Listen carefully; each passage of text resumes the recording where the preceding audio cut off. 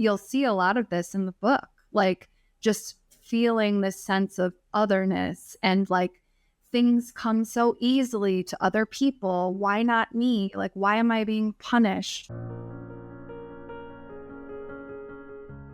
When trying to conceive isn't working, it can feel like we're being punished. And then when fertility treatment isn't working, it can start to feel like the dream is simply not going to be possible. These thoughts and feelings are valid. It's a heavy subject, and it's one that today's guest, Erin Sarris, has tackled in her new book, a book titled Cupcakes Everywhere, One Sweet Tale of Overcoming Infertility. I'm Dan Bulger with Progyny, and this is Infertility. Hello and welcome. As I mentioned at the top, today we're going to get to know Erin Sarris, and we're going to learn about her book, Cupcakes Everywhere, One Sweet Tale for Overcoming Infertility.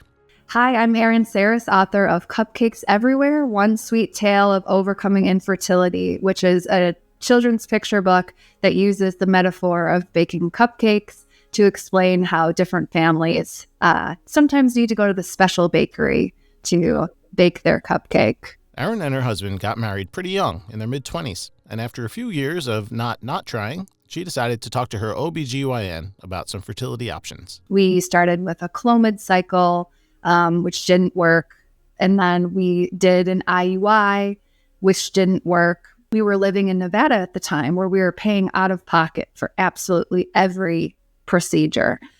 And so, these procedures add up. I was looking back over at my email, in preparation for just thinking about this more with the book. And every IUI was $1,200 plus medication. So, not a small chunk of change at all. So after those, lower level interventions, we were like, we should probably actually see what's going on and go to an actual fertility clinic. Once at the fertility clinic, she and her husband started getting some answers. We were told at that fertility clinic that my husband had very severe male factor infertility that would require us to go straight to in vitro fertilization.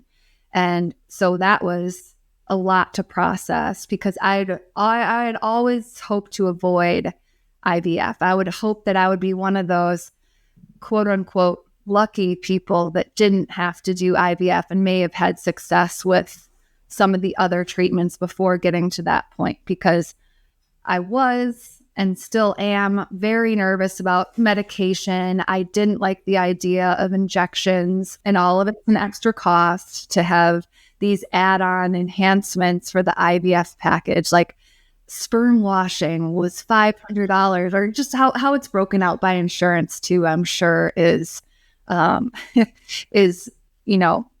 orchestrated by somebody a lot smarter. But I just couldn't help but look at it and just be like, really? You're going to nickel and dime me for every single part of this? This is such a uniquely American thing to organize all of the charges as part of the procedure. Yes, when dealing with no coverage or with a limited dollar capped coverage, IVF turns into an endlessly complicated physical, financial, and emotional puzzle that people are forced to endure while experiencing a fundamentally vulnerable period of their life.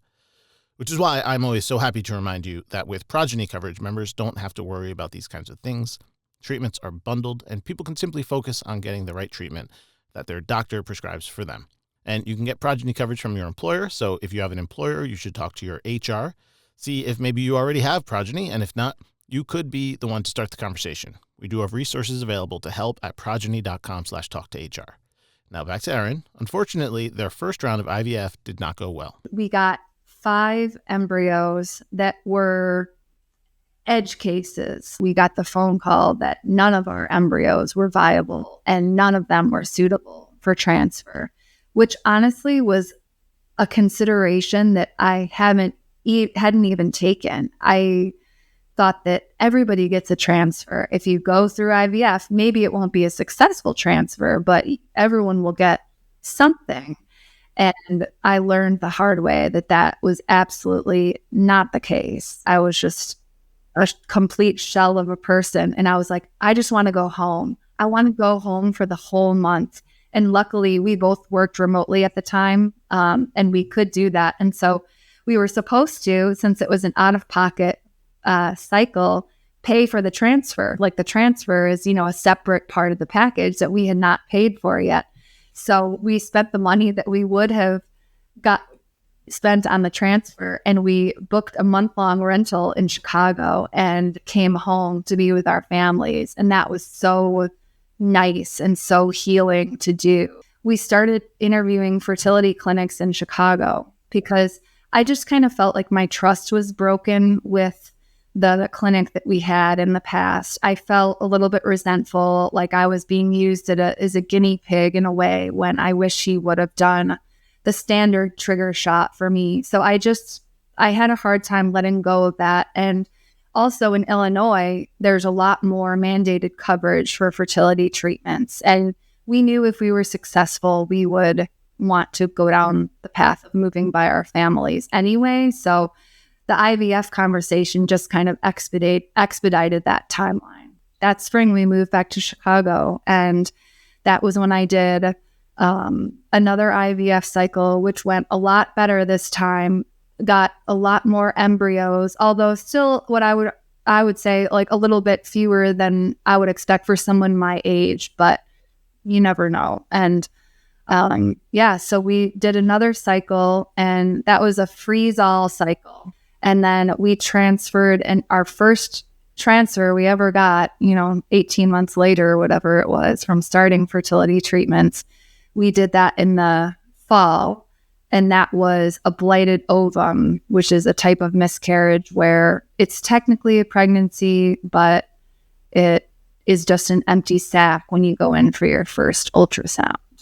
So she did IVF twice, and both times she got a result that she didn't even know was an option. Many people think IVF is a yes or no proposition, but there are actually several different outcomes. So I ended up having a D&C for that pregnancy, and thus began my dark phase of just completely, like, every day felt so unbearable. Like I just couldn't interact with anybody, and I felt very socially awkward. Like, this is funny. I remember calling my brother. I have two brothers. I'm really close to them. And I called them and I said, I don't even know how to make small talk with people at Easter or whatever the holiday is. When people say, hey, Erin, how's it going? What's new? Like, I literally did not know how to answer that question in a casual way without just feeling this like complete shame and like grief over our infertility. And so he had to help coach me, come up with a 2-sentence description of how I'm doing. And it was I just felt like my brain was broken and my ability to be engaged with the world. And you'll see a lot of this in the book, like just feeling this sense of otherness and like things come so easily to other people. Why not me? Like, why am I being punished? Why can other people have 2, 3 kids now in the same time that I've been trying? And it's just, I'm no closer to having a family than I was 2 years ago. After this loss, the couple took a long break before going back for another transfer. Took another break, and then we transferred 2 embryos over the next summer. Neither of them worked. They were down to their last 2 embryos, and this felt like a last chance for the couple. But fortunately, that was the cycle that ultimately worked and resulted in me getting pregnant with my twin daughters. And, it's just still unbelievable. I don't understand how it all just happened, but I feel so lucky that was the outcome, because I was very uncertain that would ever happen for me, given our history. So that's how she had her first babies. And yes, I say first because they had another baby shortly after, this time without the help of fertility treatment. And so one day, my husband and I were out in the car, and I'm like, what's funny? I haven't got my period in a really long time. And then he was like, well, how long? And so I like went back and kind of like was thinking about it. And I was like, I think I haven't gotten a period for like 6 or 7 weeks. And he was like, what? And then it's like that movie, like Inception point, where everything kind of like clicks into place. And I'm like, I was gagging at the chili last night. I was really frustrated with the kids at their doctor's appointment and having a hard time handling my emotions. Like, there were things like that where I'm like, oh my gosh, I think I'm pregnant. Don't ask me to explain how that happens, but I know we've all heard the stories about people trying for years, finally reaching success with IUI or IVF, and then having a baby spontaneously. So that's Erin's experience with infertility. And now let's find out how she channeled it into her book.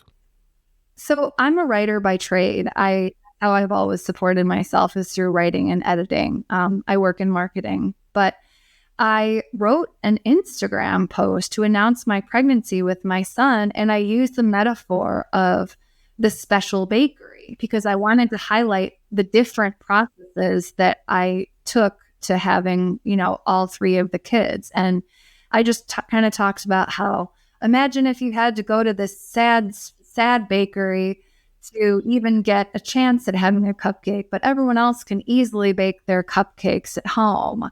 Well, now I could apparently bake a cupcake at home, and I don't know. I'm like butchering how I wrote this. It sounds a lot better writing than it is coming out of my mouth right now. But that was kind of how the cupcakes metaphor was born, because that's how it felt like to me when I was going through infertility, is that everyone else had this treat and they were so cute and so sweet, and they were bestowed upon the lucky people, and there were those like me who couldn't do something that makes life wonderful and sweet, and I had to go through this special bakery process. Okay, so this is a children's book, but it might be one of those things that might be just as, if not more, helpful for the grown-ups. I think it's actually maybe more for grown-ups than I even realized when I was writing it. I think that infertility is just something that makes its mark on you. It's something that doesn't leave you after you have been successful or not. Like, it's a scar in a way. And so I think that people who have experienced that and come out on the other side of it and gotten the opportunity to have a family still deeply identify with that, that label or that identity. And I wanted to be reminded on a daily basis just how strong I was and how lucky I was too, because it's science, but it's also luck. And I just never wanted to forget that I had to fight for my family, and I got lucky enough to have a family, and it just resonated a lot more, especially with that age group of kids. You read the same books over and over and over again. And so I wanted to see myself reflected in a book too, in our family's story, which isn't like a lot of the families on the block. We're a little bit different. We came together in a different way. And I wanted that to be something that my kids always understood and even celebrated maybe too. On this show, we love to feature people who have turned their infertility experiences into something positive. People who become advocates, or start a nonprofit organization to help others, or just share their stories online. We celebrate these people because it's true that when we speak out about these things, and when we bring these things to the forefront, we are really helping those who are experiencing infertility today and those who will experience it tomorrow. I think it's important for people who benefited from the technology to be very open about it and normalize the conversation that people use this technology to build their families. And if you're denying people access to this technology, you're essentially saying that people shouldn't have the opportunity to have families. I just want it to be something that we talk about. And it's just been great too, because since, going public with this book, I've had so many amazing conversations with people just who also use IVF to build their family. And I think that a lot of times it's something that just as a culture, we don't talk about. We don't talk about struggles or, things that when we lay our head down at night, bother us, and things that we're insecure about. And so it's been an amazing opportunity for me to have some real conversations with people that I talk to all the time, but for example, had no idea that they